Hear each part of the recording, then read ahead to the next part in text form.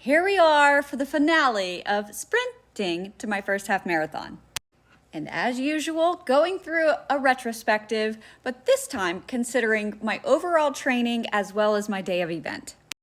And then I'll do a separate video or two on metrics of what I predicted versus what actually happened.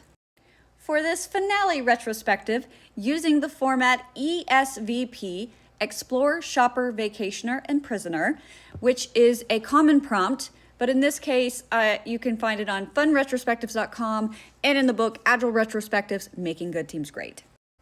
As an explorer, when was I eager to discover new ideas and insights and wanted to learn everything I could?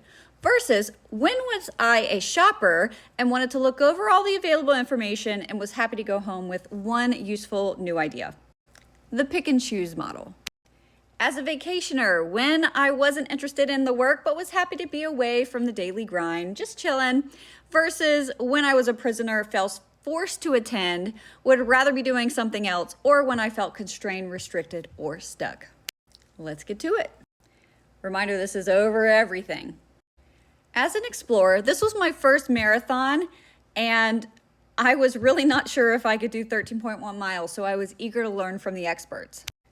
When my race was scheduled for Key West, I did a pre-trip with my best friend to scope out the course, to determine the best lodging and other important factors regarding that specific race, and to see if I wanted to do it at all. I recruited good professionals and experts to help me prepare, podiatrist, a nutritionist, pelvic floor therapist, and was willing to do whatever they told me. When I confirmed that Key West wasn't going to work out, I explored if I wanted to transfer it to someone else for 2025, defer to 2026, or cancel it altogether. As well as I explored other options to help me meet my goal of wanting to complete it within a certain time frame. Y'all walked with me on this journey as I reviewed my retros and my metrics to determine what I wanted to start, stop, and continue, and look at my historicals to see how I could predict my day of event. When I was creating my newsletter, I created placeholders for all of the sprint newsletters from the beginning into the end, and one of those included the finale, so I could visualize myself crossing the finish line, and I was really stoked. As a shopper, while I had my experts, I still had my own deal breakers and things that I wanted to do versus not do. I'm an athlete and have done 5Ks and 10Ks before, so to an extent I already knew my own capabilities and whether I wanted to walk, run, and I did it at my own pace and my own path. It was really important to me to do this in celebration of my 40th birthday, so when I realized I wasn't going to be doing the Key West Half Marathon, I created my own course and decided that January 12th could be hit or miss with the weather, but I was going to do it. I did have my overall goal of pace and overall time to finish by, but my primary goal was to finish, so I was willing to do it as long as it took. Other runners, people that I know and don't know, provided feedback about my hesitation about walking in bad weather, but ultimately I had my go versus no-go requirements. And then doing my sprint retrospectives, I added the action items to my backlog and was able to prioritize them and was able to decide what I needed to do to make this happen, my MVP, versus what I would do if I had time. As a vacationer, that was when I was just having fun, and I did visit Key West, so got to do some tourist stuff that time, as well as part of my training was on a trip to Dallas. And y'all, I'm reminded how much I love to walk and get a latte and just explore everywhere. My day of event mantra was I'm just going for a walk. Knowing that I was taking the next day off actually made it a much more pleasurable experience, with a goal of a margarita waiting for me at the finish line. Part of my course included one of my favorite parks where I just feel joy and relaxation, and that actually contributed to my pace slowing down to an extent. And I can't say enough how using Scrum to plan my half marathon training as well as to plan my day of event actually made it feel easy. And I can't believe I'm saying that. And of course, me taking video and photos during my training as well as the half marathon just made it feel like I was a tourist and adventurous. Keeping all the positive stuff front of your mind, here are the times where I was not so pleased. Anytime I needed to use the treadmill, My Garmin training plan workout schedule of what I needed to do each day and the distance I was doing actually was only released a few days in advance.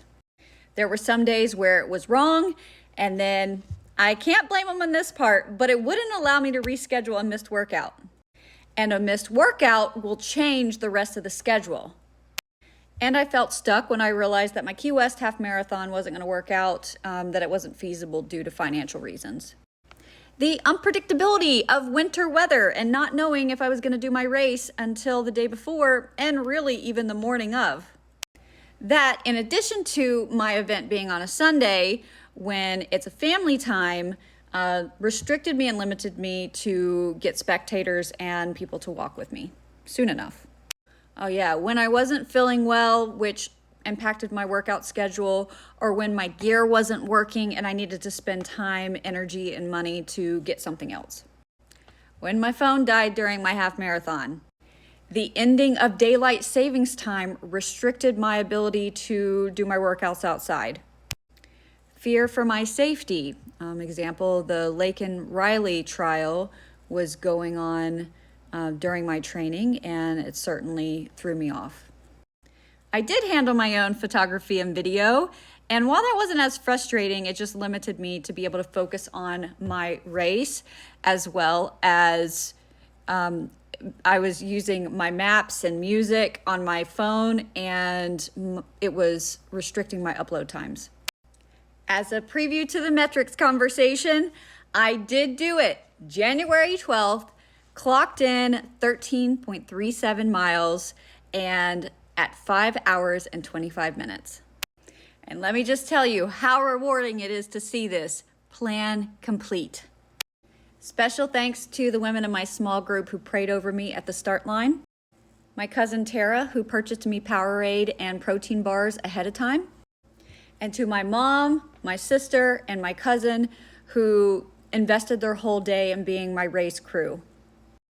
Making sure that I had the snacks and drinks that Tara purchased me at each of my stopping points. Picking up my car because my start and finish line were at different locations. And thank goodness, even got to the park before I did to tell me which of the bathrooms were open versus closed. Having the right team, using Scrum for my process, and ensuring I had all the gear that I needed day of, 1000% contributed to this being one of the best events I've ever had. If you're so inclined, follow along with me as I go through some additional metrics of my training versus my day of event. I'm Katrina and I'm the Scrum Mother.